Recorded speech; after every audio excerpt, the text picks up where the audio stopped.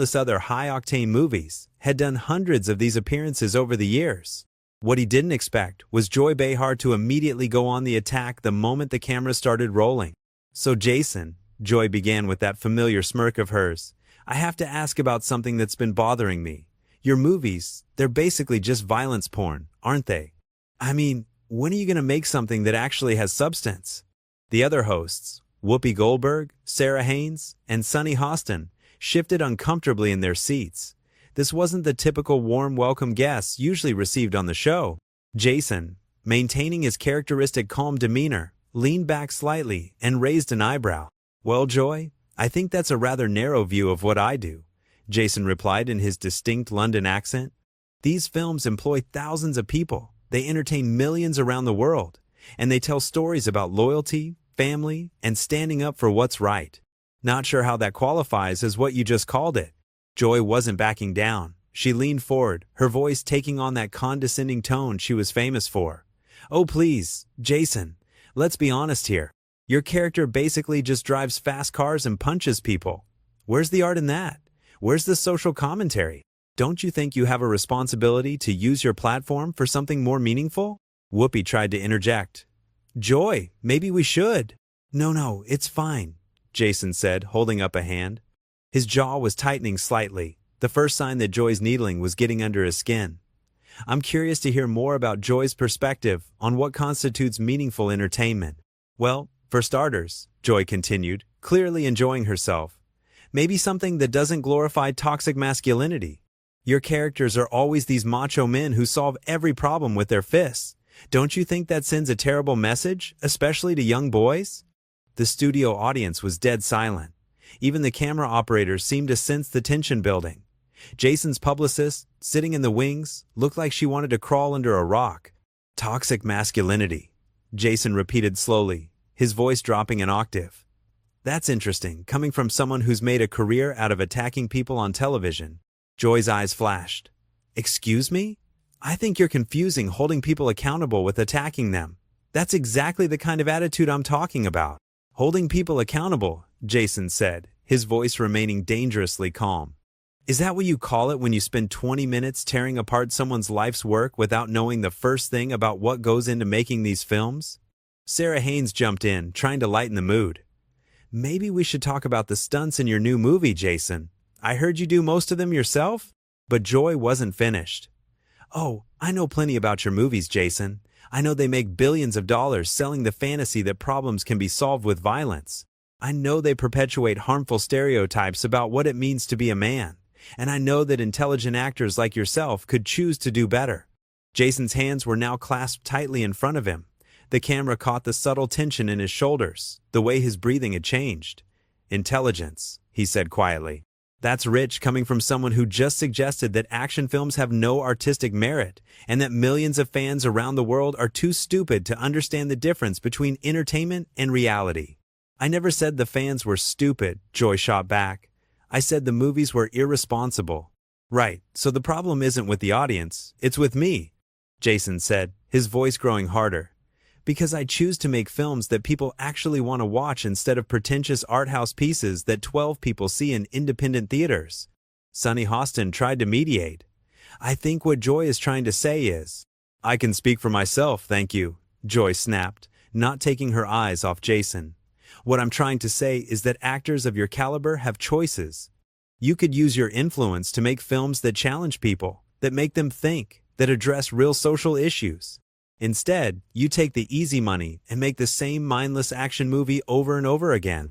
The words hung in the air like a challenge. Jason was no longer the relaxed movie star who had walked onto the set 30 minutes earlier. His entire demeanor had shifted, and everyone in the studio could feel it. "Mindless," Jason said, standing up from his chair. The sudden movement caught everyone off guard. "Let me tell you something about mindless, Joy. Let me tell you something about mindless, Joy," Jason continued, now towering over the panel. His voice was controlled, but there was an unmistakable edge to it that made everyone in the studio hold their breath.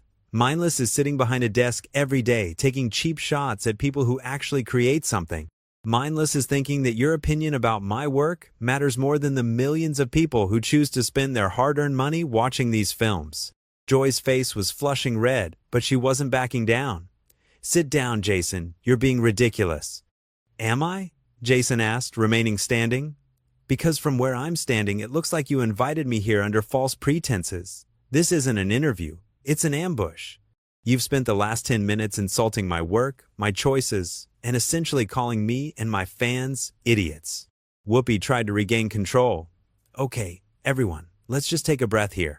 "No, Whoopi," Jason said, his eyes never leaving Joy.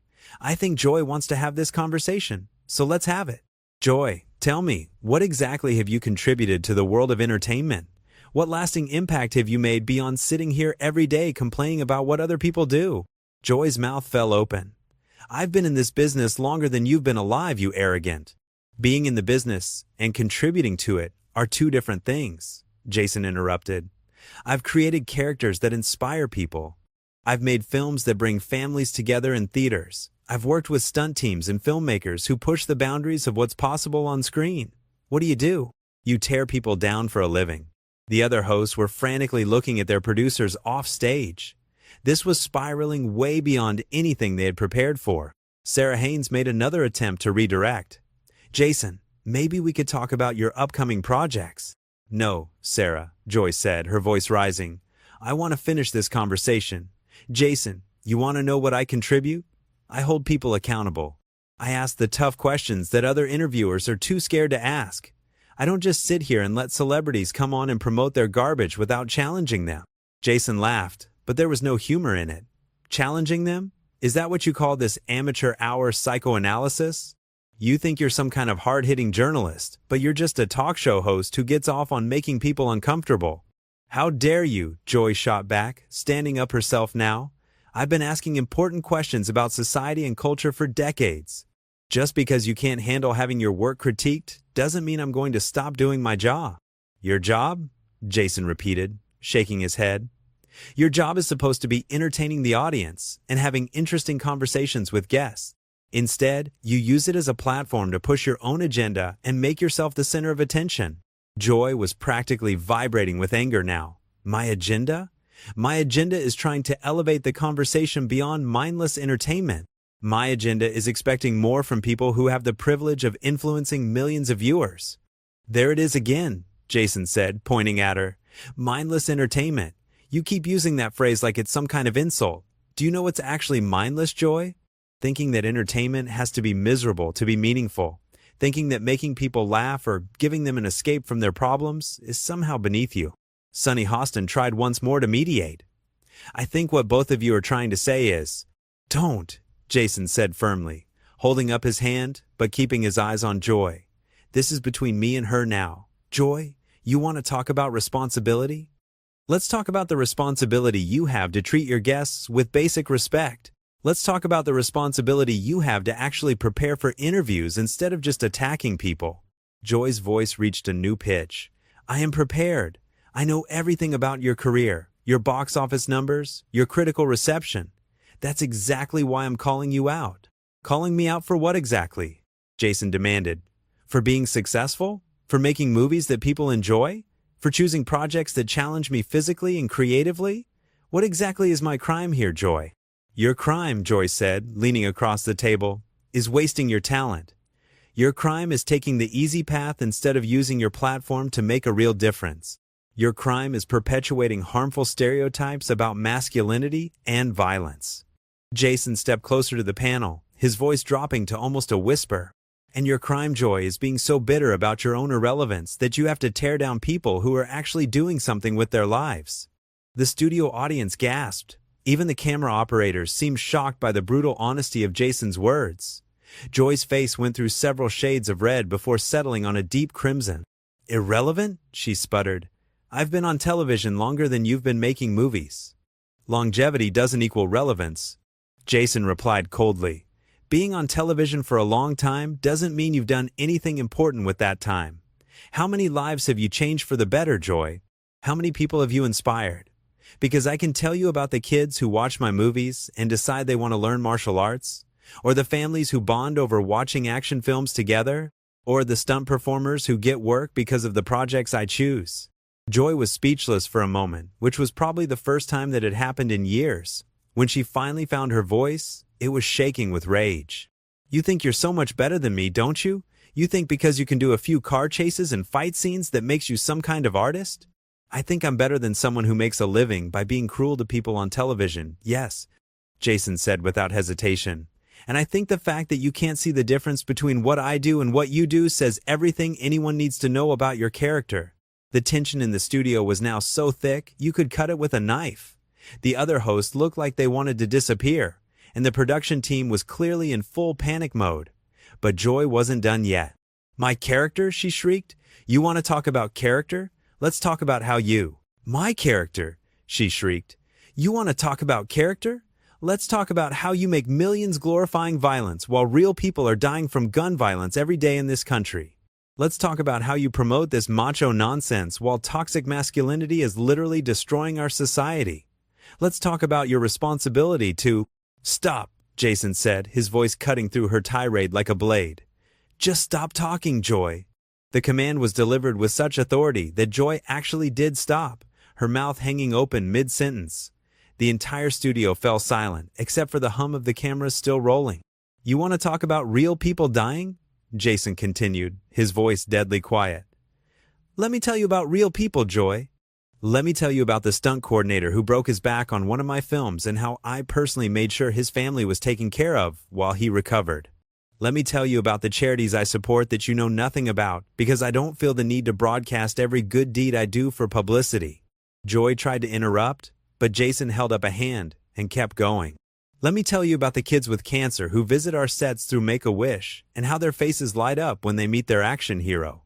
Let me tell you about the veterans who tell me that watching my films helps them deal with PTSD because it reminds them that there are still good guys fighting the bad guys in the world."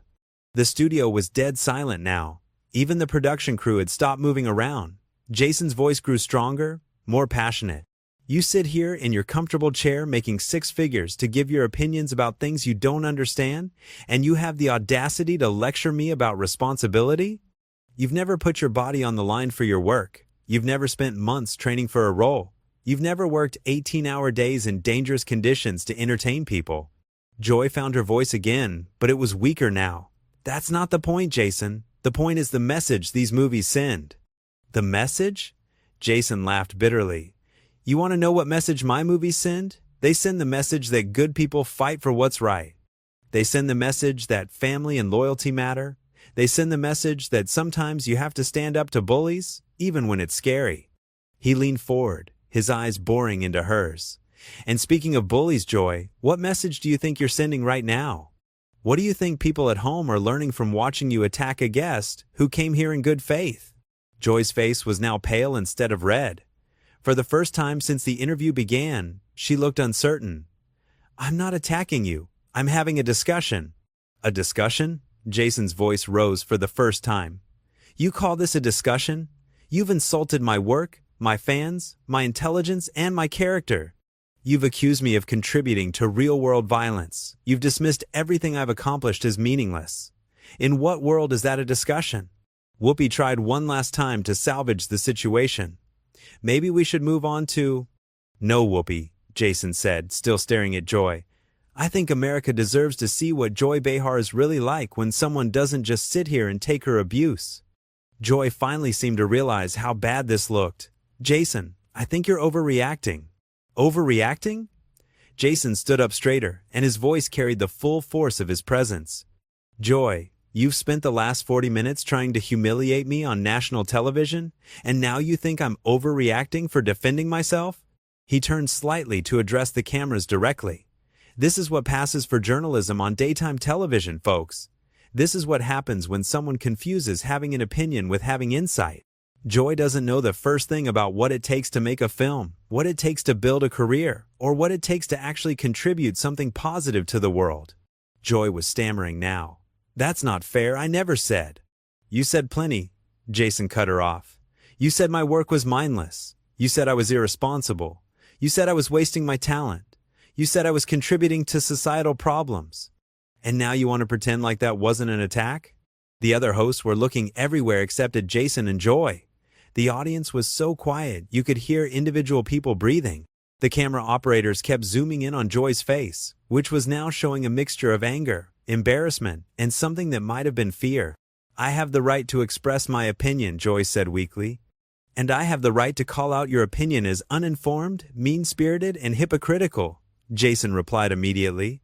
"You talk about toxic masculinity, but what would you call using your platform to tear down someone who can't fight back on equal terms? What would you call ambushing a guest who came here expecting a professional interview?" Joy's voice was barely above a whisper now. "I wasn't ambushing anyone." "Then what would you call it?" Jason demanded. "Because from where I'm standing, it looks like you decided before I even walked in here that you were going to make me the villain in whatever narrative you had planned for today's show." He shook his head in disgust. "You know what the real tragedy is here, Joy? You had a chance to have an interesting conversation with someone who's dedicated his life to entertaining people. You could have asked about the craft of acting, about working with directors, about the evolution of action cinema. Instead, you chose to be small, petty, and cruel." Joy tried one more time to regain some semblance of control. "I think you're being unfair to me, Jason. I was just trying to." "To what?" Jason interrupted. "To embarrass me? To make yourself look smart by making me look stupid? To prove some point about masculinity by being more aggressive than any man would dare to be on television?" The words hit their mark. Joy's face crumpled slightly, and for a moment she looked genuinely hurt. But Jason wasn't finished. "You want to talk about responsibility, Joy? How about your responsibility to treat people with basic human decency? How about your responsibility to your audience to have guests on who can actually contribute to meaningful conversation instead of just serving as targets for your frustrations?" He started moving toward the edge of the set. "How about your responsibility to yourself to be better than this?" Joy finally found some of her fight again. "Where are you going? We're not finished here." Jason turned back to her one last time. "Oh, we're finished, Joy.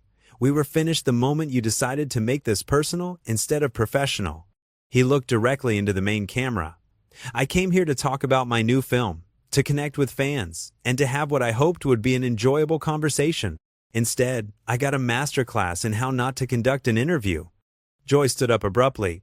"You can't just walk out. This is my show." "Your show?" Jason smiled coldly.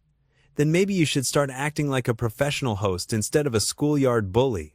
The production assistants were frantically signaling to the hosts, clearly trying to figure out how to handle this unprecedented situation.